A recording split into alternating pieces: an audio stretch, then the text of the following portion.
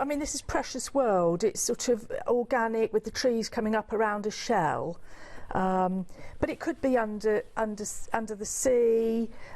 It could be on land. You could alter the shell to be something else. But it's just such a beautiful, beautiful stamp. I love it. So there it is.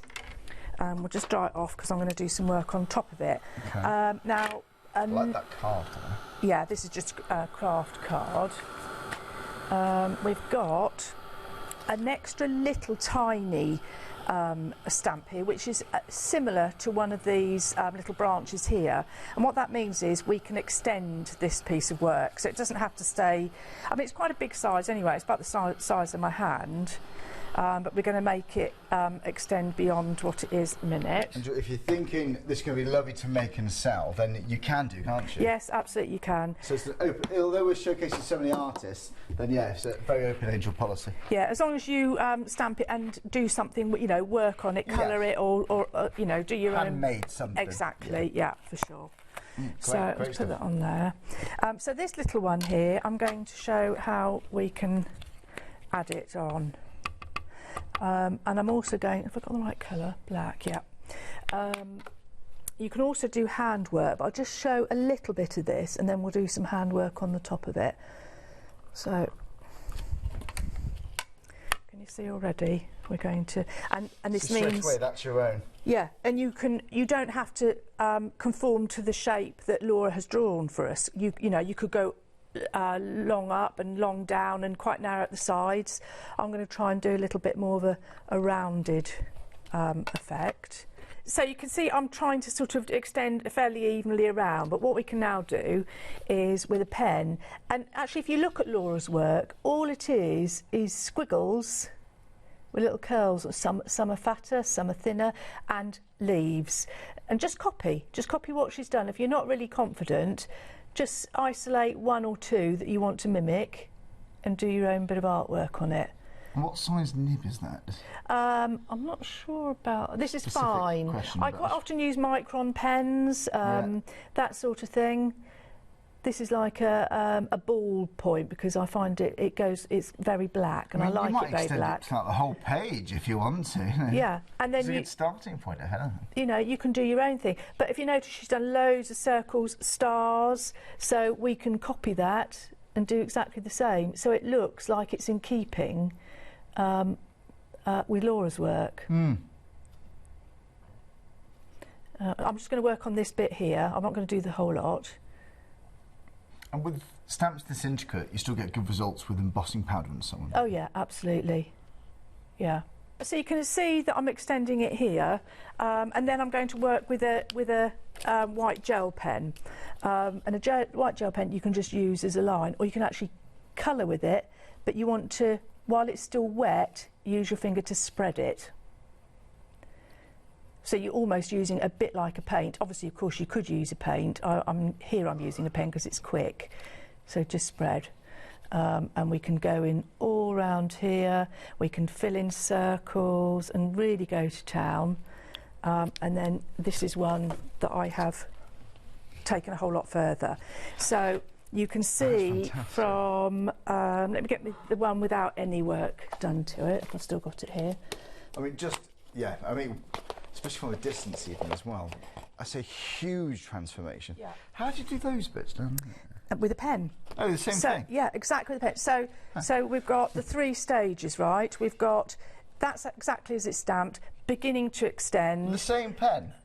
Exactly the same pen. Oh, beg your pardon. Yeah, and then all this is... Well, I'll show, don't worry. I literally just mimicked the sort of style, just swirls, little curly cues on the end, just followed it along, and I'm trying to give the impression that actually it's grounded to the ground, and then followed on with the white. I just love that. It's just so beautiful, and quite a big piece, a piece really that you could mount up. And then what I want to do is now, instead of black, I want to do grey. I'm going to work the little tiny branch round the edge. So let me just get rid of the black that's on it, because I don't want this one to be You've got lots the same as the main. Just not fillers, but just add-ons, just to fill in those gaps and just to extend it. And yeah. make it work compositionally? Because such great advice. Do you want to share back from earlier? Because you're talking about where the eye is going to flow around. And are you thinking in that method now? Yes, composition. Composition should really, always be at the forefront of, you know, when you're doing any sort of work, whether it be artwork or gardening or anything. You should really be considering, you know, the composition. It's actually, it is really important where the eye is drawn.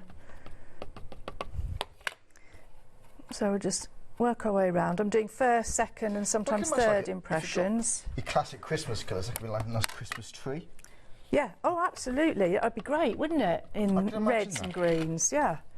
I just love two-tone though. I just think sometimes you don't need a whole lot of colour, but certainly if it's for a wedding. I mean, imagine if that was for a wedding in silvers and greys and a little bit of pink or something. Be cracking. You've got white on craft colour. It just looks so good, doesn't it? Your nice golds or coppers. Yes, absolutely. But, you know, to do something in two-tone like this, it really shows what a beautiful stamp it is, doesn't it? So I think I'm pretty well done. Just a little bit more down here. I'm pleased with that. And then I want to what's your thought? Because I'd think, right, that's finished now. I'm thinking about framing potentially, but what else do you think? Is it missing anything else, or what's your thought process? It is. I've got a little shell here that's almost the same as that. It's actually a little bit smaller, so I'm going to stamp that in the bottom because I want to leave room for a sentiment. So I see. We're going to pop that on. Your wording is beautiful in this. Yeah. This one I want to do black because this is going to be at the forefront. So with that one, with the one we're looking at right now, that's of course Precious World Stamp. The sentiment is, hold on to that which is most precious. Yeah, but actually any of the well, I was going to say the crossover, any of them you could use and they'd be appropriate. Kindness I think is always in style. I like that one. Don't walk, dance. That's another one. All in the one bundle. Right, this one I want to make it look like it's behind the other one, so I'm going to go in with some grey. And then I'm going to actually cover this one up, do a little mark. Unfortunately, it's not sticky, so let's hope we get it in the right spot. So we're going to go like that.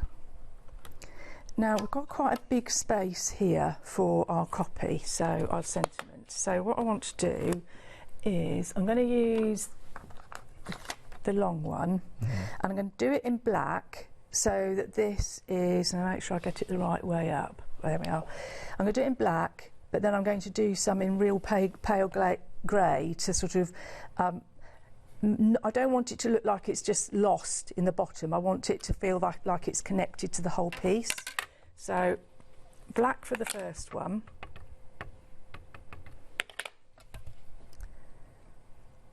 We should go about there.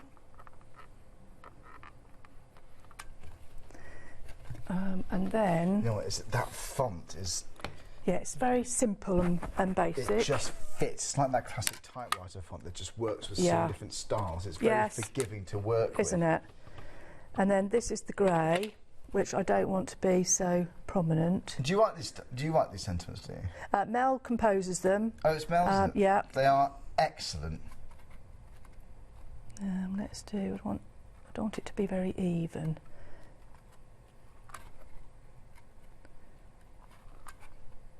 You can do a whole background with that, can you? Oh yeah, absolutely. I mean, this lettering is sort of quite textural, isn't it? I like it. Yeah. It's copy or text, but it's pattern building. It's just creating the pattern. And then all we need to do now is just add a little bit of white. So this is connected to this one. So we'll just put some in here. And you recommend the full bundle then? Oh yeah. Because if you like one image, yeah, it's hard not to like the others. I love them all, and if you saw this morning's one, I think this one and Athena, and with Wisp, it just goes so well. Because I just want to show you something else actually while I'm thinking of Please that. do. Is that if you were to turn this on its side and print half this image, to me that looks like a hill with the trees growing out of the hill. So if you had like pixie stamps or fairy stamps, or, you know, little mice. You could have little mice running along here. It's sort of, that's a scene in itself, yet altogether it's something completely different. And the same that way. That's almost like a hill with all the undergrowth and the sun popping through. Yeah. Do you see what I mean? Yes, it'll sunrise, you're right. Yeah.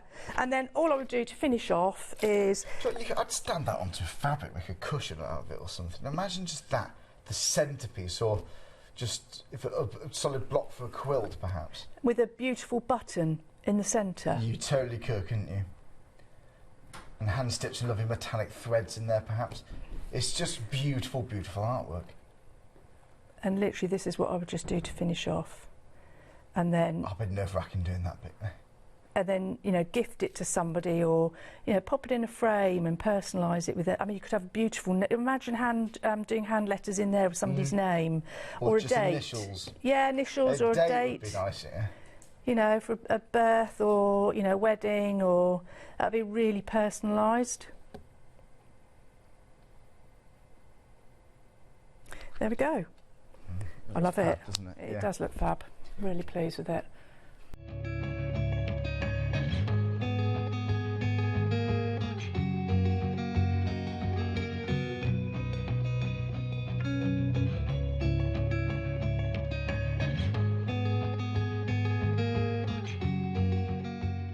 What I want to do now is show another little technique. I love this technique, it's so cool. All you need is clear water, some pigment and a brush with a good point. And some good colours. So I'm going to pick, I'm going to go for a yellow, and this one. That one's mulberry, and then the other will do quite different. Turquoise wave. Okay. I think you've used that. Yeah, right, so this is my favourite. I use it all the time. And a dark blue, inky blue.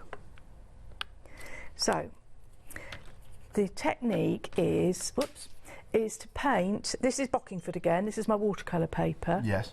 Is to paint a square of clear water. I haven't seen you do this. On a piece of watercolour paper. You can't see it obviously because it's clear, but all will be revealed. And it doesn't matter, don't draw a pencil line to draw within it. It actually works really well when it's not bang on square. Right. Because it looks like it's hand done. Then what we're going to do... I know where this is going. Yeah. You're going to pop a bit of colour. Yeah.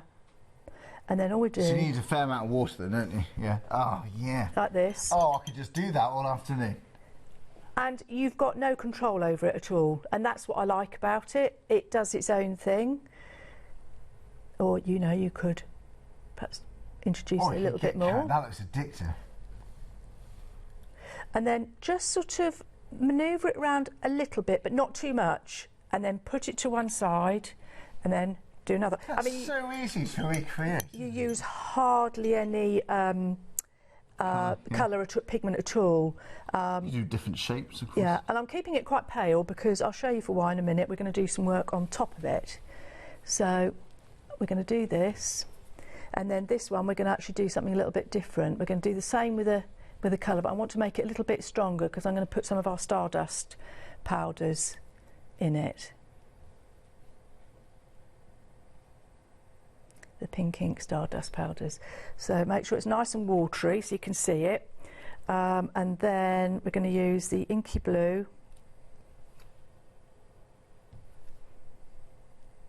Maybe a little bit stronger, because this is going to be the background to the like a metallic powder. You could do a big letter, an initial for someone's name. You could do. You could, I mean, it's got so many possibilities. You don't have to do a square. You know, could do a heart and do watch beautiful. This for hours, couldn't you? Yeah. And then. Can you sprinkle some mica powder? Yeah, well, that's what I'm going to do now. Hey. So we've got the micas. Fantastic. Yeah, use your micas or our Stardust, anything like that. And we'll do it with a little brush. Just scoop up and drop it in lumps like that. You can get some little flecks as well. You probably only want one lump because we're going to do some artwork on the top, and we could do. You could enamel that once it's dry. Look like a little like a little gemstone or something. Well, it kind of looks quite enamel already, doesn't it? Yeah. Well, when it's dry, you could get a glossy accent over there. And then what we're going to do... Oh, I'd definitely do that, actually. Some crackle medium. I suggest that you don't force dry it. Let it just... Yeah, you don't want to blow it around. No, dry naturally, because the colours will keep blending and merging together. So a sentiment on that, and then really, that would be super stylish now. It would be. It's quite a modern looking card as well. Very modern, just an abstract bit of art. Yeah, but I love miniature cards. I want to do a huge piece of that now. Well, you could do. You could do a massive, great big square, and you can drop your inks in. You know, whatever pigments you've got, just drop it into your water, and then like marbling almost. Yeah, and these are two that have dried. Did these last night. They've dried off. Brush off the excess mica or stardust powders or whatever you've got, whatever powders you've got, away from the edge. It'll stick to the colour that's in the centre. And then what we can do is we can use one of the little stamps, and it doesn't have to necessarily fit. You know, you can go off at an angle. In fact, I quite like that. So we've got the crab on that one. And then this one we're going to do, I've got a lovely jellyfish, I've got a couple of nice fish. I think I'm going to do the fish on this one. Again, it would be great if you embossed it in white or something. It'd be on a dark colour like this. That'd be impressive, yeah. Yeah, it's nice just to offshoot it. Yeah. Can you imagine that in the middle of a t-shirt, you know? And then I've got another little one. I suppose you could actually, couldn't you? Because you've got multi-surface paints, you can use them on fabric. Yeah, absolutely could. You might obviously need to use the correct ink, but... this one I'm going to have just coming off. So you really could actually. Here. Maybe a bit bigger, middle of a t-shirt. So let's put that to one side. And then now these two, I actually used an ink, one that you can dissolve. So I'm going to put some water over the fish and drag it into where the fish are. So I'm hopefully going to bleach out a bit, and the same with the crab. Clear water onto it. If not enough colour comes off, just use some of the same colour again, and add it on. And this one, I'm going to see if I can bleach it out just by putting some water in over the shape and blot out. How much time have I got, Charlie? Well, you've got exactly 3 minutes. Oh, golly. Well, let me just show you this one. Right, this one is one that I finished, and I've literally stamped one word of the sentiment. You don't need... I mean, they're long sentiments, but I've just cherry-picked the middle, and I've literally just inked up kindness and not the others. If you get a bit of ink on the other letters, just wipe it off with the cloth before you stamp. And then here's a few others that I was experimenting with last night. The fish, adding the stardust powders. I mean, it's a mess because this is my trial. But a bit of white just brings the whole thing to life a bit further, and then also what really finishes it off again is your line going around the edge. Well, thanks to both of you, Cathie and Mel. It's been absolutely fantastic, you know. It's lovely. Thank you, Charlie. And it's very achievable, this, Mel, isn't it? You know, very much. You must have seen this technique a few times before. This is the first time she's done this on screen. Oh, really? I was going to say, well, it's not just me then who's new to this. Cause no. You could. So everybody's going to be asking her, how do you stop the paint from going over the wet line? The paint only goes where there's water. So it just stops there? Yeah, it stops. It only goes where it's wet. So, aren't they beautiful? I think it's a lovely idea. And you've got lots of what I call like finishing touch stamps as well to work with this. Yeah, you've got some fish in there. In fact, you know, the fish and the crab was from the same set, which is from Athena. Yeah, but but they're tiny, tiny, tiny little stamps. But wouldn't this make a lovely set of notelets? Yeah, I think so. And gift, a coaster, actually. And gifted them to somebody. You really could.